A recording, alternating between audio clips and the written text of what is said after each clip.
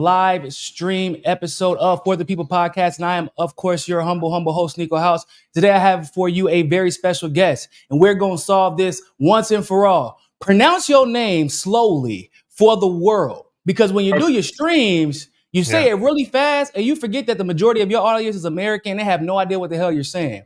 So, yes. pronounce it for the world. First of all, my name is Greek. And the Greek name of my name is George. And then the translation of my name is Kevork in Armenian, which means George, Georg, Kevork in Armenian. So my name is Kevork. Okay, first of all, the Greeks and the Armenians need to have a conversation about that, because ain't no way in hell that translates to Kevork. Like with Spanish and English, it's like, oh, what's his name? John or Jose. Okay, I can work with that. What's it? Niko, Nicolas, Peter, Pedro, Just George, call me Kev. Just call me Kev.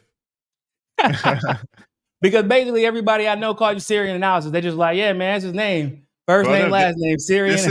This is so true. The other day I was speaking to a friend on a video call in Syria, in Damascus, and he was talking with me in the street, and he had some friends walking with him, and they were like, "Is this not Syrian analysis?" It's like, I have a name, like, what is Syrian analysis? I got a couple people like that, bro. I got a couple people like that where their name is like, either they don't say their name a lot, and they don't realize it. They just assume everybody knows their name, or like their shows people like I have a friend, Adrian. His name is Adrian, but everybody just calls him Case because it's like his account is Case Study QB. So everybody's like, "Yeah, man, what's up, Case?" I'm like, "Your name ain't Case. Why the hell everybody call?" He's like, "Oh, it's because nobody really knows my name. I guess I never really talk about it." Yeah. Oh man, so we got an exciting show for you guys today. A lot has obviously happened last week. I made the stream earlier this week, but new baby daddy problems. Boy, daddy work has been crazy lately. This man he's just been fighting with sleep lately. I don't know why, last 2 or 3 days. And he is not, like, I guess because I gave so much attention to my oldest for his party this weekend, his birthday party. Now he's like, all right, I want all my attention. So he hasn't really been letting me do anything. But we're here. And so to give you the best analysis of not only Iran, not only Israel, but really the Middle East, I feel like you give some of the best analysis. I wanted to have you on so that you can kind of give your breakdown of what you feel is about to happen. Because we are, for those of you who don't know, the U.S. had asked, and the rest of the West asked Israel to show some restraint.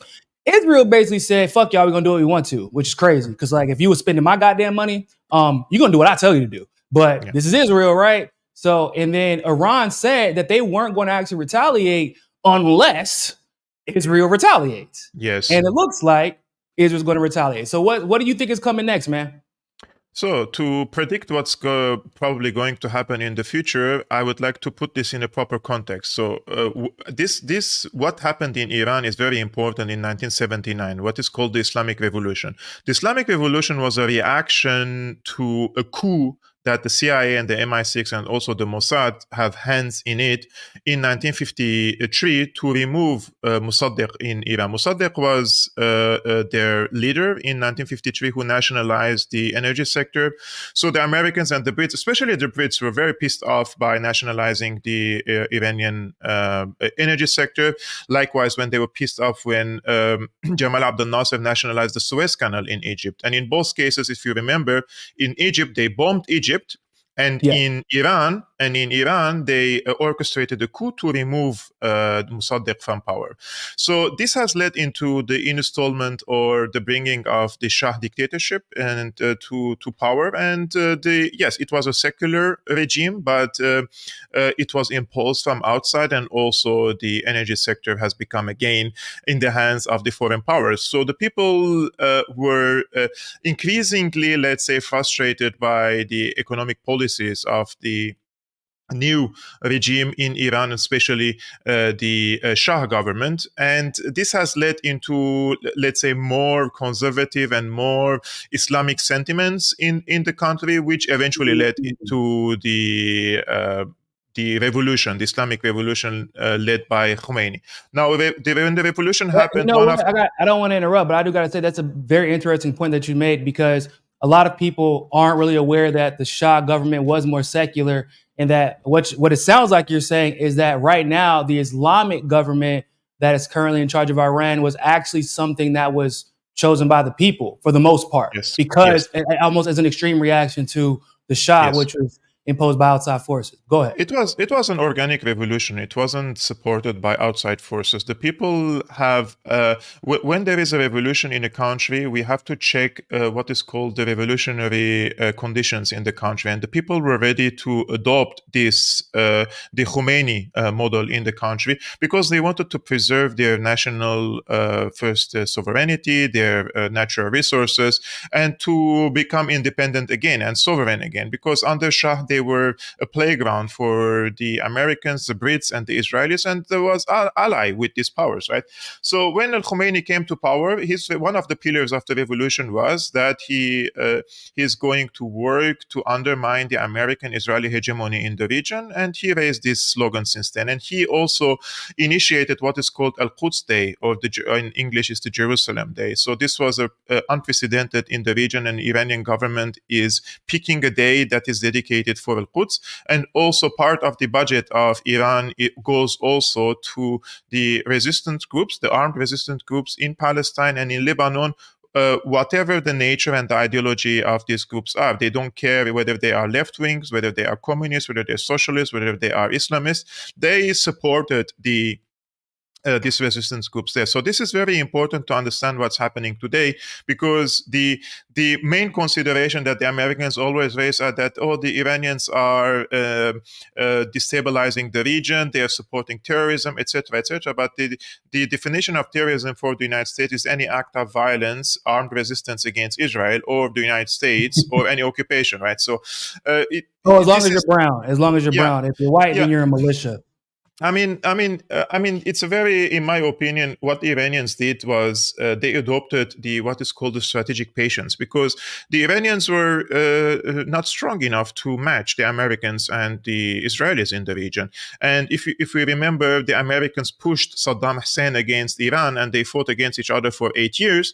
So Iran was devastated, and after that they were under sanctions. So what they adopted this strategic patience. They relied on their own resources, their technology, and their own economy to overcome this and circumvent the sanctions regime imposed on them, right? So people were, in the past decade and two, they were always wondering, why is Iran not retaliating? Why is Iran not responding? Why are all these questions? Because Iran didn't have the capacity to respond and impose a deterrence against Israel. Because if Iran responded 10 years ago or 20 years ago against Israel, Israel would have retaliated 10 times more against Israel, against Iran. Because they have resources in the network. Because it wouldn't just be Israel. Yes, but now in 2024, Iran has strong alliances in the region. Iran has spread its influence in the region. For example, has a strong presence in Iraq, has a strong presence in Syria, has a strong presence in Yemen, has a strong presence in Palestine, and a strong presence in Lebanon. And also, in addition to that, they have struck a diplomatic and security deal with Saudi Arabia, with the mediation of the Chinese. So basically, the Iranians neutralized the Saudi threat against Yemen, which was an ongoing war. And at the same time, they have now strong non-state and state actors in the region who are working together in joint military operation rooms against the adversaries, right? And this started mainly after the regime change war in Syria, which the Americans call it a revolution, which is a CIA operation in Syria, right? So the Iranians came to Syria and they said, we want to help you to overcome this challenge. So they created joint military operations room in Syria. And this included Hezbollah, also included Syria, and included some of the Iraqi non-state actors. So this has led into more organic, let's say, alliances between these countries, because they fought together against ISIS. They fought together against Nusra. They fought together against the American-backed these terror groups in the region. Which is funny, because you always hear the West attempt to, they try to put Hezbollah and ISIS in the same basket, as if they have the same goals. But it's not true, basically. Hezbollah actually fought against ISIS. Hezbollah protected the Christian villages, the Yazidi villages, the Kurdish villages, the minorities in Syria. They have paid hundreds of their fighters defending my presence in Syria and defending the presence of my parents and my grandparents and the future. The Hezbollah fighters came to Syria and they actually were game changers against these CIA-backed groups, and that is why they are called terrorist group. Hezbollah is completely different from the ISIS. Hezbollah actually the biggest ally of Hezbollah in Lebanon is a Christian movement. They together. I did not know that. They together. It's called the Free Patriotic Movement. They together formed the government in the last government. Right. So the Christians in Lebanon, the Christians in Syria, for example, they know that were it not for Hezbollah, ISIS would have invaded Lebanon and slaughtered the Christians. And they know that's the total opposite of what we hear. We hear that Hezbollah hates Christians and they're eliminating them from the region. And that's an Israeli talking point. And I've seen this after Tucker Carlson's interview with the Christian pastor from Bethlehem, and how they were claiming that the Christians are under threat from Hezbollah and they're going to eliminate them. The truth of the matter is, in Lebanon we have different Christian political parties, and two of them, and there are I think 3 or 4, but 2 of these 4 who are not a majority, they are the minority, probably 10 to 15%. They are very. I don't use these terms to smear the people, but they are fascists. They are self-proclaimed fascists, and they have collaborated with the Israelis when Israel invaded Lebanon in 1982, and they the president that came to power in Lebanon in the 80s with the endorsement of the Israelis. Israelis brought him to power. He was the friend of Ariel Sharon. He is the father of the current leader of one of the Christian parties. And he got assassinated by the Syrian socialist nationalist movement back then. So there is a strong argument that this party is a collaborator with the Israelis, right? And they, up until this moment, if you see their coverage of how they see the war in Gaza, they wish Israel wins this war. So Hezbollah's hold up, they wish Israel wins. Isn't Israel simultaneously bombing Lebanon like right now? Yes, but these people are, to be honest, pro-Israel, pro-American, and they believe that they are part of the Western world, and they are the rest of the people are vulgar, and they are the cool ones, and they are the civilized ones. They are influenced by more the West than the rest. I'm a Christian myself. I lived in Lebanon. I lived among these people. They are completely different mentality. Some of them are from my family, and they belong to this line. And these people, when I sit with them, I feel like, who am I talking to? Is this guy an Israeli or is this guy Lebanese, So they wish for Hezbollah to lose against Israel, and they're collaborating with Israel. So the problem of Hezbollah with these groups, these 2 Christian groups in Lebanon, is not religious, it's political, right? So now we put this Iranian rise in the region into context. We know that Iran has a strong alliances in the region, and they can inflict pain on the United States and Israel. So what happened after the October 7? Iran, the second day, they moved to, as we said, to work. And what they did basically is Hezbollah started retaliating against Israel in the northern part, on the northern settlements, in order to decrease the pressure on the Gaza Strip. So 1/3 of the Air Force and half the tanks and many of the soldiers actually and the reservists are now busy in the north, out of fear that Hezbollah could intervene and wage a ground offensive, and this decreases the pressure on Gaza. Secondly, the Yemenis in the Red Sea, they have imposed a blockade on the Israeli cargo ships, and then the Brits and the American cargo ships. And the Iranians, recently also, they have taken over a cargo ship, partly is belonging to an Israeli businessman. So what the Iranians are doing at the moment, they are strangling the trade routes of Israel, and at the same time posing a security situation in northern settlements of Israel, where hundreds of thousands of people fled these settlements, and they're unable to come back because of the presence of Hezbollah. So the Iranians have actually contributed in a tangible contribution to this conflict after the October 7 events. And in Syria, where the coordination happens, most of the time Syria is the coordination hub.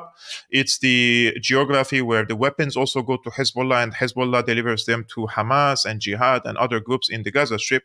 So the Israelis thought that the Iranians are still in this position of strategic patience. That because Iran, if you see in the past 2 decades, they are scoring small points against the Israeli-American axis in the region without going into direct war against them.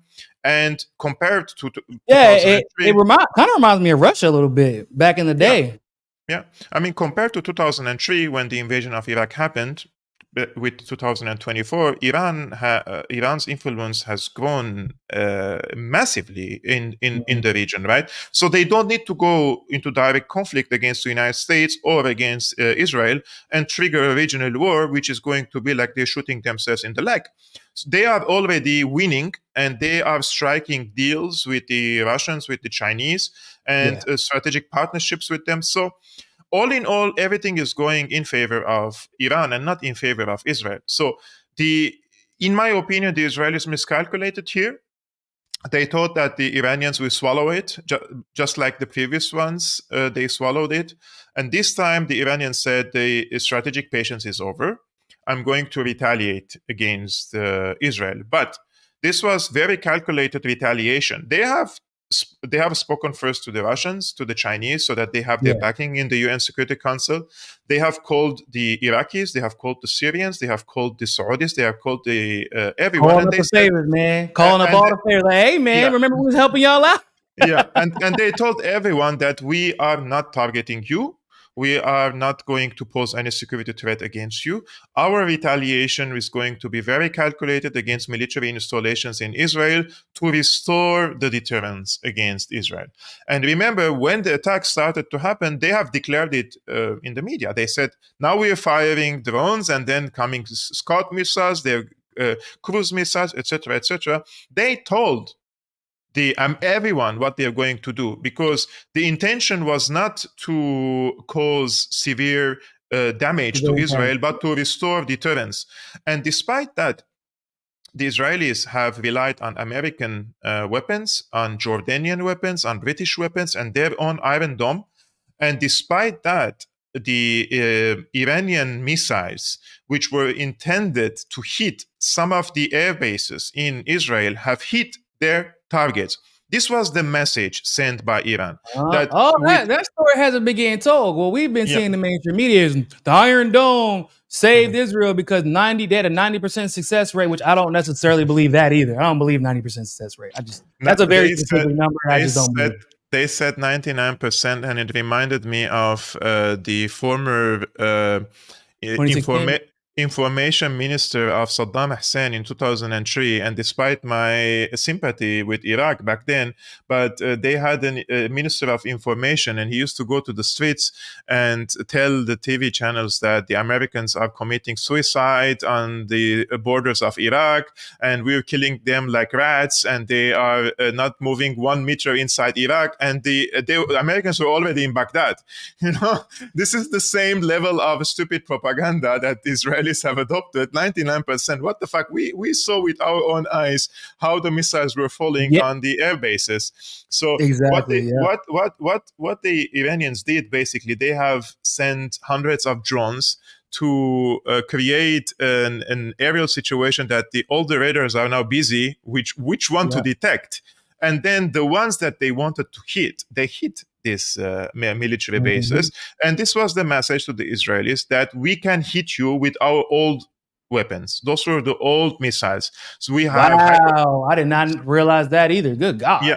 So Kevork, I got a question for you. So here's my theory. I've been touting this theory a lot because so from my personal military experience, based off what we've seen in the past, I have a theory that part of the reason we sent Iraq to mess with Iran back in the day rather than going against Iran ourselves, part of the reason that Trump didn't retaliate after Iran retaliated once we assassinated Soleimani is that the United States and the West, basically because of the relations with Iran, they actually have zero idea, like truly, what Iran's capabilities actually are, right? Because I mean, you can look at Iran on the map. I don't believe that that's actually the size of Iran. I believe that Iran is actually bigger. It's kind of like the idea of Texas, right? Even to scale, Texas in the United States is actually much bigger. Like apparently, you can fit like literally everybody in the world in a 1,200-foot apartment in Texas. That's how big it is. And Iran is obviously much bigger than that. So there's that. There's they think they understand their weapons capabilities, but like you said, those are the old missiles. And look what they were able to do with a couple of drones and old missiles. So we don't even know exactly what they're capable of in the same way that we didn't know until Putin was like, yeah, we don't really care. We can tell y'all now. Yeah, we have hypersonic missiles. Whatever defenses the U.S. thinks they have, we can actually get past it. We just really didn't tell y'all. Yeah. So, there are a few indications here, my friend. One, whatever Hezbollah has in its hands now, and they're showing it to the press, those are at least 10 years old weapons that were produced by Iran. Anything that Hezbollah and the Houthis have in their hands, Iran has 10 years ahead developed weapons. This is the minimum. And the Iranians are very generous, let's say, with supplying weapons to Hezbollah and to the Yemenis in this regard. And they're giving them good quality weapons. But whatever Iran has is way more sophisticated than the ones that the Hezbollah and the Yemenis have in their hands. Yeah. Now, the Americans can simply, and the Israelis can simply bomb the hell out of Iran. They can bomb the government buildings. They can assassinate their leaders. They can probably destroy their military installations, this and that. However, this is not how wars are fought. People think this is a video game. No, they have to see the first retaliation coming from Iran after the first bomb falling on Iran. And this is going to be on every single energy refinery, every single fuel refinery in the region, in the Gulf countries, because these countries will be used as a starting point of an attack. Or where will the American fighter jets will fly? It's going to be either from Bahrain, or going to be either from Kuwait, or from Qatar, or from Saudi Arabia, right? So every single oil refinery in this country will be bombed. And this will lead into huge spike of energy prices in the world. And this is going to... It's already starting, really. Yeah, and this is going to create a huge economic crisis global, and it's going to be the downfall of the global economy. They will going to block the straits in the Gulf. It's the Arab Strait, it's the Red Sea, it's Mediterranean from Syria and Hezbollah. So if the Americans can sustain that, let them do, but they know they cannot. I mean, the Americans cannot destroy global economy by going into war against the Iranians. So the Iranians actually are holding the economy hostage in their hands. This is their deterrent card against the Americans.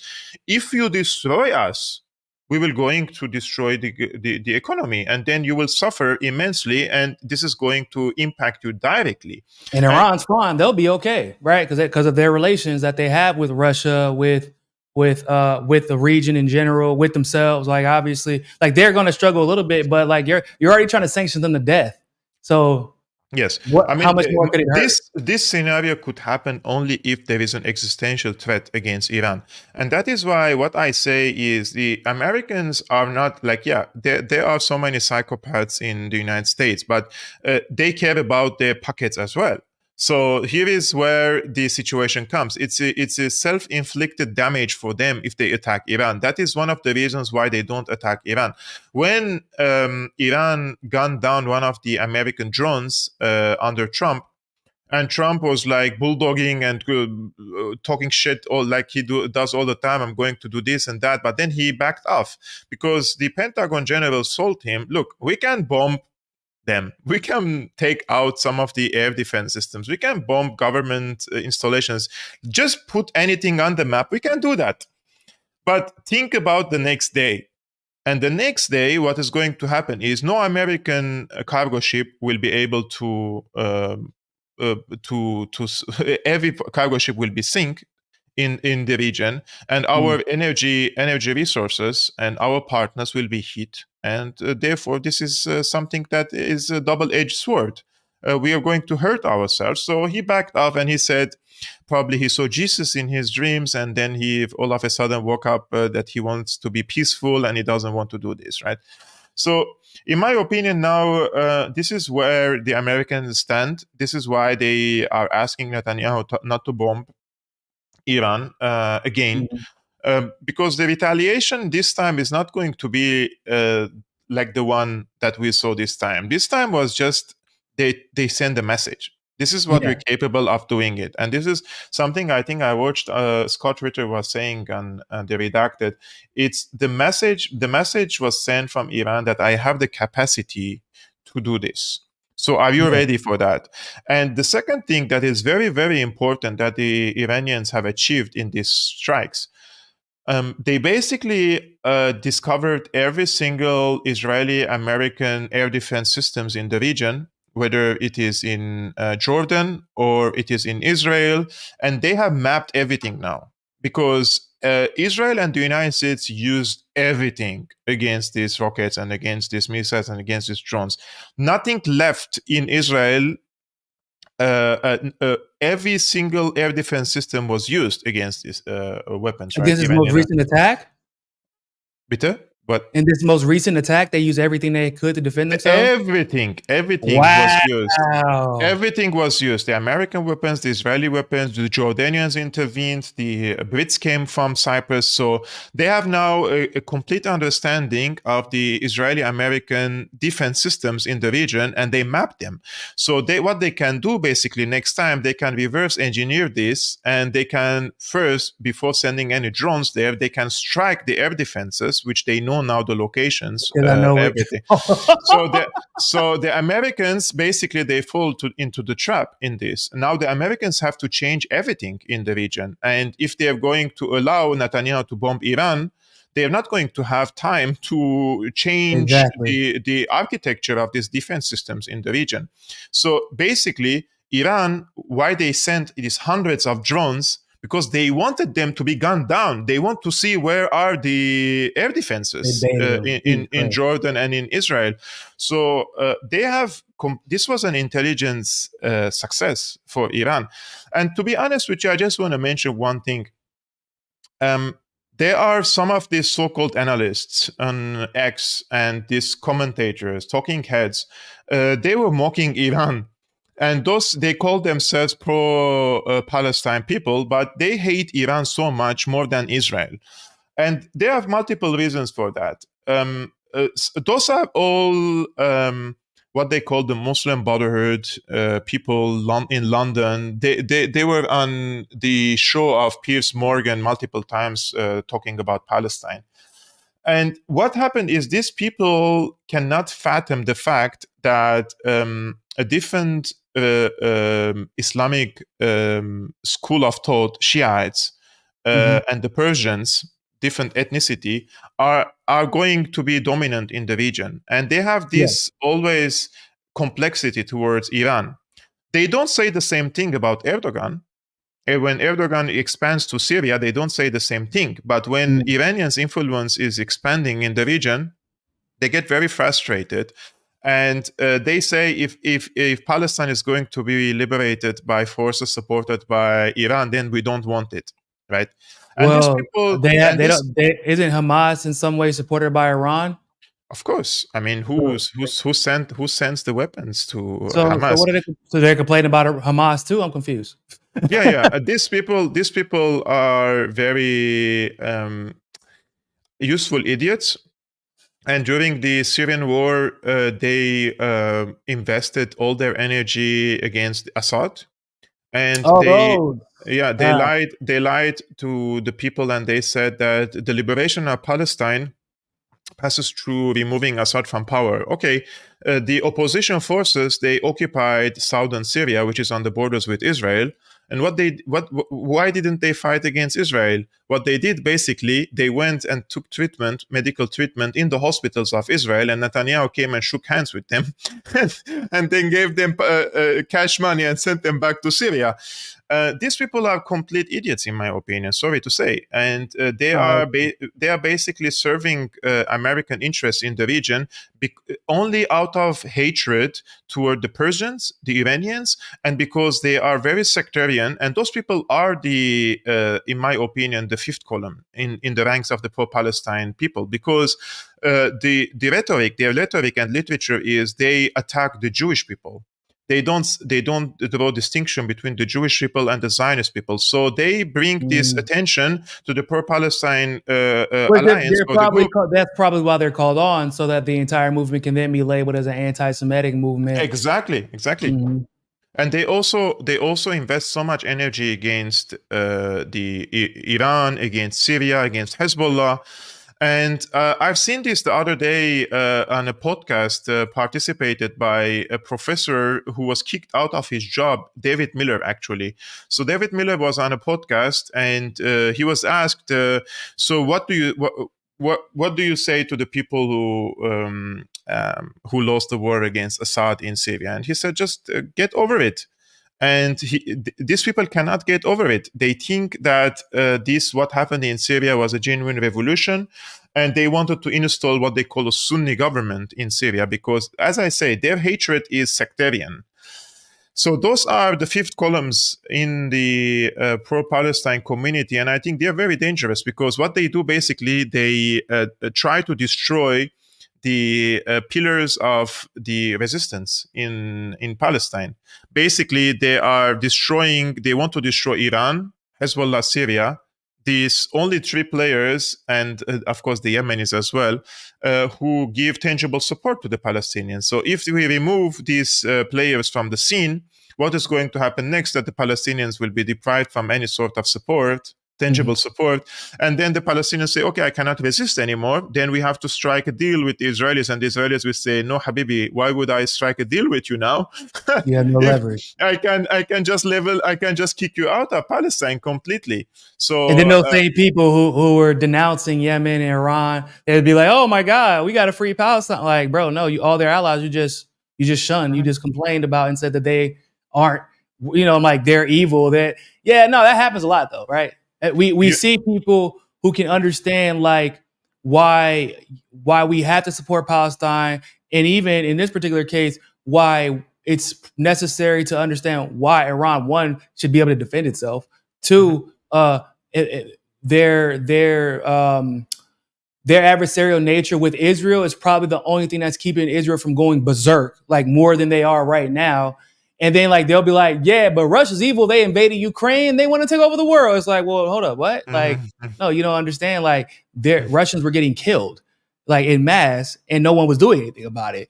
And there's treaties and shit that you got to follow. Like it's part of international law. But they don't care. They're just. It's weird that you have this disillusionment. Like, oh yeah, you can understand this issue, but this issue over here, you can't understand why. And it's usually, like you said, sectarian, religious based. Nationality based, et cetera, et cetera. Many people do not understand this geopolitical conflicts. For example, what happened in Ukraine is a strategic defeat for NATO. And the strategic defeat for NATO, it decreases the dominance of the United States around the world. And when the dominance of the United States decreases around the world, it also affects negatively on Israel. It's like Israel is basically, it's a military base in the Middle East and an aircraft carrier. This is not me saying it. It's RFK, Bobby. He's saying that Israel is our aircraft carrier in the region. Yeah. And one of the main pillars of the Israeli existence is the American, British monetary and military support. Mm-hmm. So if there is, they have the nuclear weapons, they have this foreign support, and they have their military. It's all military, basically, right? Yeah. So if the American support is fading away or may fade away in the future, Israel cannot sustain. So the timing of the October 7 was interesting when the Americans were losing this war in this proxy war in Ukraine. So the timing, in my opinion, was calculated. It's important to remember it wasn't just a proxy war in Ukraine. Everybody forgets there's a bunch of shit they were losing in Africa at the same time. Niger, Burkina Faso. they were losing a bunch, like they're losing their proxy wars and all their people were being plucked out. Then simultaneously the situation in Russia and Ukraine were happening. So it was happening. So it's like Israel, in my opinion, this, like you said, the timing was weird, but right now, including October 7th, it feels like they're acting out of desperation because you're like, shit, Yes. the only Yes. people that were keeping us able, like the only people that allowed us to do what we wanted to do are losing all their power. So if we don't do this shit now, we're never going to be able to do it. Exactly. I think this timing was not a coincidence. It wasn't like planned 5 years ago and then decided to do it now, or they woke up in the morning and they said let's do it. No, I think they were calculating this after the Ukraine war, and they saw that the United States is heavily invested in Ukraine in terms of money and weapons and intelligence, and they thought this is the right time to strike Israel, because the Americans then they have to diversify their energy between Ukraine and Israel. And this is what happened, basically. The Americans cannot sustain now two wars here and there. They have to lose one of them. And in any case, if they lose Ukraine, it's just going to impact positively on the Palestinians on the long term. If they abandon Israel, which is not going to happen, right? The Russians are going to occupy and destroy the regime in Ukraine. So in either way, in my opinion, this is honestly, it's like Russia's going to do that shit anyway. I don't know. I don't see an outcome other than Russia's going to win. It's just a matter of how many bombs until they get there, but it's going to happen. It's just about the surrender terms now for Ukraine. Unfortunately, Ukraine is a destroyed nation now. And in 10 years from now, people going to realize that the nationhood of Ukraine will disappear from the map. First of all, we have hundreds of thousands of men perished in Ukraine.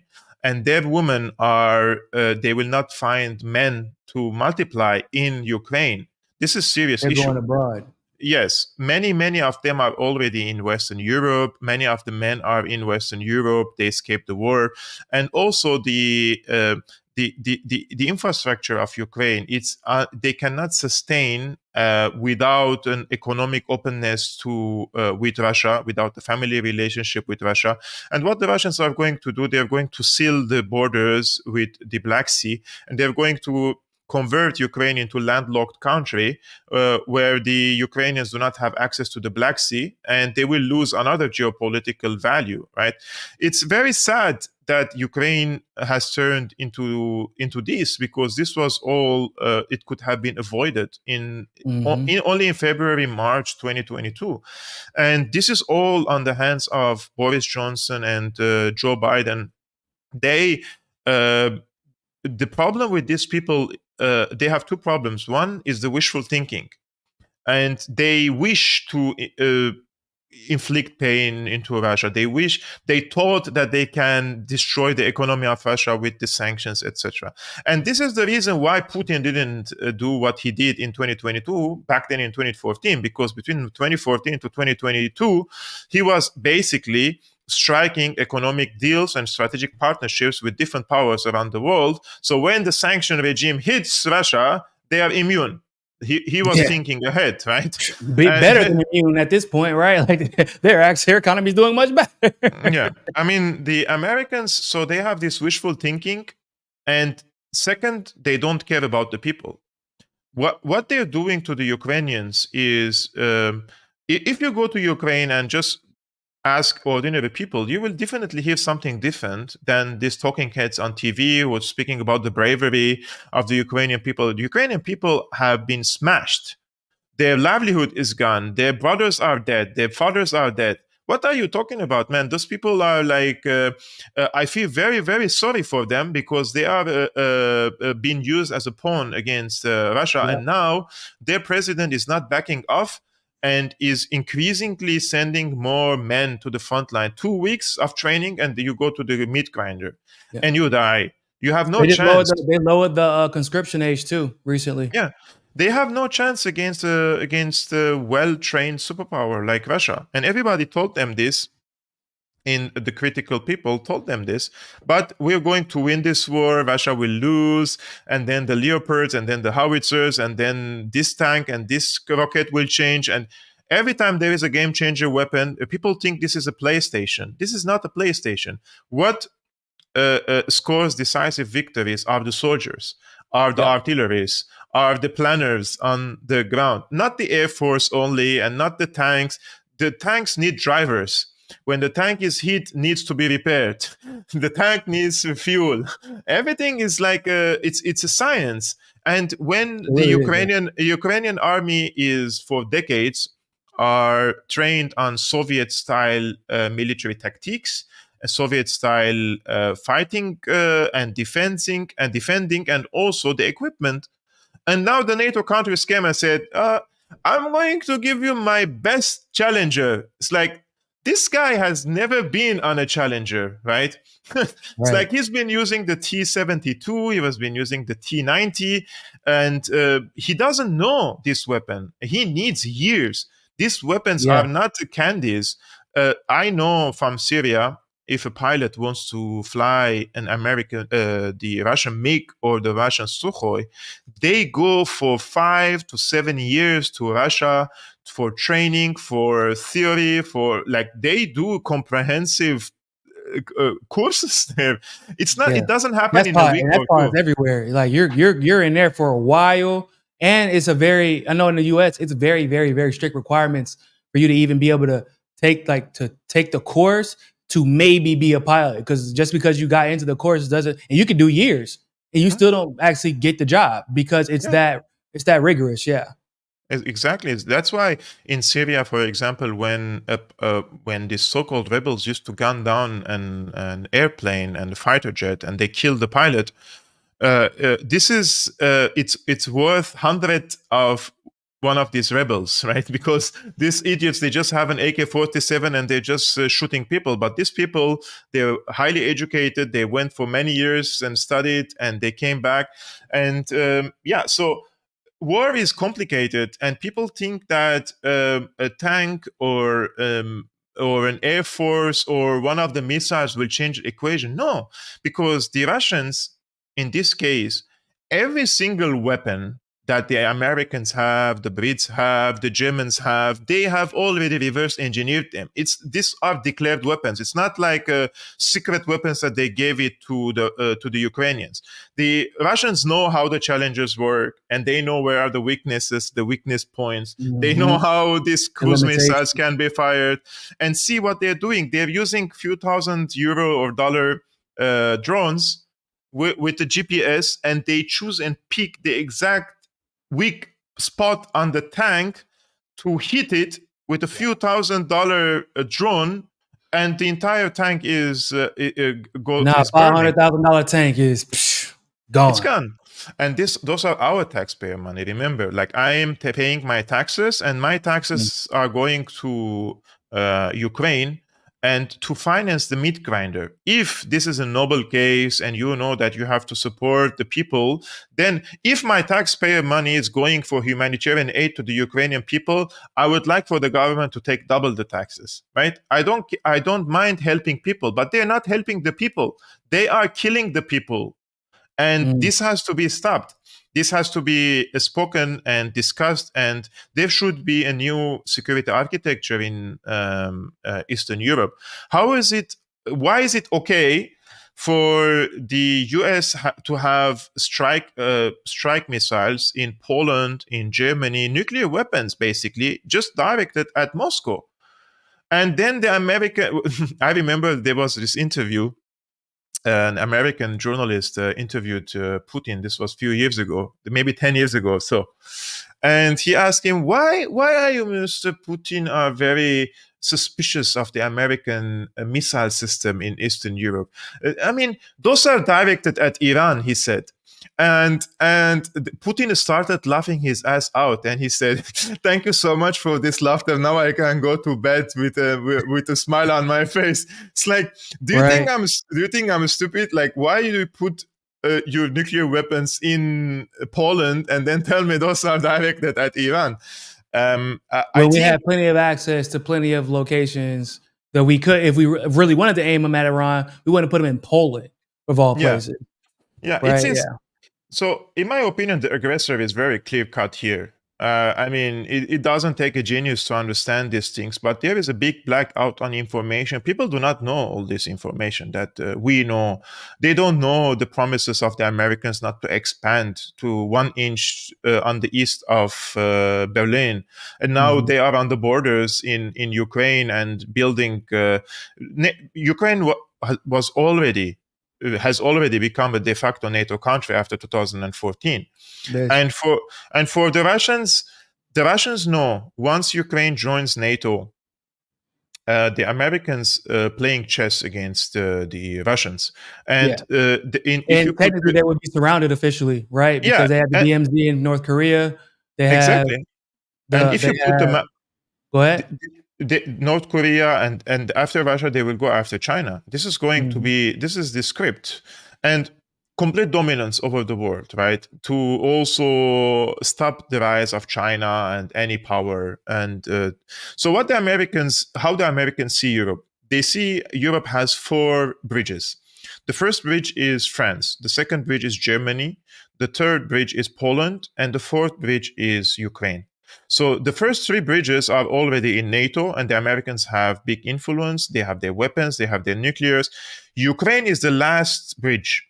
And when you conquer Ukraine through NATO, you can project your power through these 4 bridges inside of Russia. So what you can do basically destabilize Russia from within, turn one component against another, steer these religious sectarian tensions among the people. The same strategy they use against the USSR with the intelligentsia and all that good stuff.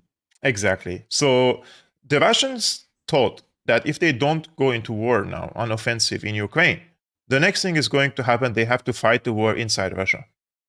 So that's why they went to war in Ukraine, and to create this buffer zone now between them and NATO. And the worst case scenario, that it is a war of attrition for many decades. And the best case scenario for them, that they win this war and the Americans are forced to sign a new security architecture. This is going to take some time. But if you see it and foresee what's going to happen next, Americans are declining and the Russians are going up. It doesn't take a genius to see that. And the Chinese are the same thing. So the Russians have to have a strategic patience now. And I think in a decade, 2, the Americans will be forced to withdraw from some of the places in Eastern Europe because they will not be able to finance it. They cannot print just money forever. Right.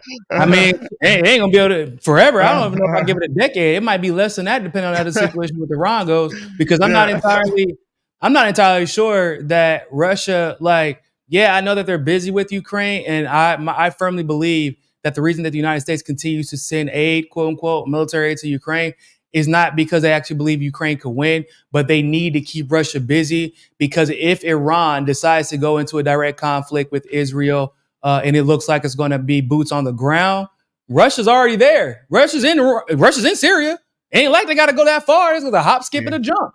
And they just send some more people. And it's not like what's going to happen if a year and a half, 2 years from now, Russia decides to join with Iran? What, Ukraine's going to all of a sudden find 2 million men to take their land back? It's not going to happen.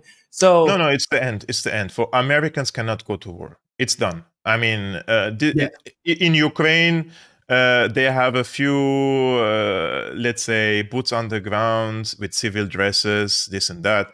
But the time of Americans going to war, like in Iraq, in Afghanistan, are gone. It's done. And look what they're doing with the Yemenis. By Yemen, bro, what? By Yemeni people? And they were talking like, yeah, man, it's just Yemen. People were discounting them from the beginning. It's just Yemen. It's just Yemen. I'm like, all right, guys, y'all keep with that. Y'all said it's just Afghanistan, right? It's just the Taliban. It's just, you know what I'm saying? Like, they keep saying that, and then every time that happens, good luck with that. They cannot win on the Yemenis. That's why they're just bombing them from the sky. And if this was in the past, 20 years ago, everybody would have shaken legs when the Americans sent their warships to the region, right? Now nobody cares. Why? Because the warships have turned from an opportunity for the Americans into an opportunity to the adversaries. All these warships and these aircraft carriers are just expensive shit to keep and sustain and repair, compared to if Iran flies or Yemen flies or Hezbollah, this size, can fly hundreds and hundreds and hundreds of kamikaze drones in the Mediterranean. If one of these warships are hit, what is going to happen to the warship, to the reputation of the American army? And bro, I can tell you, I have family in the Navy. When I tell you, it takes these motherfuckers so long to fix a ship, Kevork. It takes them so long, like 2 to 3 years. Like basically, my friend was supposed to be deployable, but he couldn't because the ship that he was on just needed basic repair. Not like it was attacked; it just needed basic repairs. The man didn't leave because the ship was broken for 3 or 4 years. Like, and that's without being attacked. So you attack 1 or 2 or 3 of these ships, they don't got an Iron Dome to protect them, right? And they're just gonna be sitting ducks, and they have to send them back, and they don't have enough ships in at least in the U.S. Navy to keep sending them back out. Like, there's not really a victory that can be had, because while the U.S. has been relying on this like traditional, we keep flexing our military might, quote unquote, but we keep using these traditional methods to fight modern wars, while everyone else was actually, improving and evolving because they were forced to, unfortunately, because of the U.S. Kev, I don't want to hold you up for too long, man. Tell everybody where they can find you at. I would just say one last thing. For example, just about these warships, it's very important. The drones have changed the equations. And what can these players do in the region? And I'm not saying that they have to do it. I'm not endorsing it. I'm just analyzing from what I see. They are capable of sending hundreds of kamikaze drones to one of these warships or the aircraft carriers. Are very, very, very expensive, right? And then they only have to fire one torpedo and one anti-ship cruise missile. And all of these players have. Hezbollah have gotten hundreds of these rockets and weapons from Syria. We Syrians buy it from the Russians, and the next thing you see, the Hezbollah people have already have in hand over it. Hezbollah, it's a political party, and the military militia in Lebanon, and they have anti-ship cruise missiles, and they have thousands and thousands of kamikaze drones, very sophisticated ones. And I think this is has become an opportunity for them to impose a deterrence in the region, because the future is not going to be peaceful in the region unless the Americans withdraw. As long as the Americans stay in West Asia, there is going to be wars and turbulences. Why? Because the American economy is based on war. There is no war, there is no money laundering operations, and there is no money washing, and there is no money printing, and these elites are not going to make money if there is no war. But the adversaries of the United States, China and Russia, they have a different economic model, and that is based on economic integration of these different countries. It's completely different. One is based on peace to make profits, and the other one is wars to make profits. And that is why Americans have to get out of the region. And when I say Americans, I mean the American influence and the dominance from the region. And only then there could be a sustainable peace in the region. And I think the people deserve that. So, man, thank you so much, really, for having me on your show. I really enjoyed it. Now, that was very enlightening. I appreciate it. I'm sure my audience does as well. Where can they find you at? So my YouTube channel is called Syriana Analysis. I post daily live streamings at 11 a.m. Eastern American time between Monday to Friday, basically. And also my X account is on my personal name, Kevork Almassian. Thank you, man. I appreciate you. Thank you, man. All right. For everybody else, thank you all so much for tuning into this live stream segment of For the People podcast. Make sure y'all follow me at all the links in the description. You can support the show by donating through Patreon, which is also in the description, Cash App, all that good stuff. But other than that, ladies and gentlemen, always remember, more than anything else, find your balance. Peace.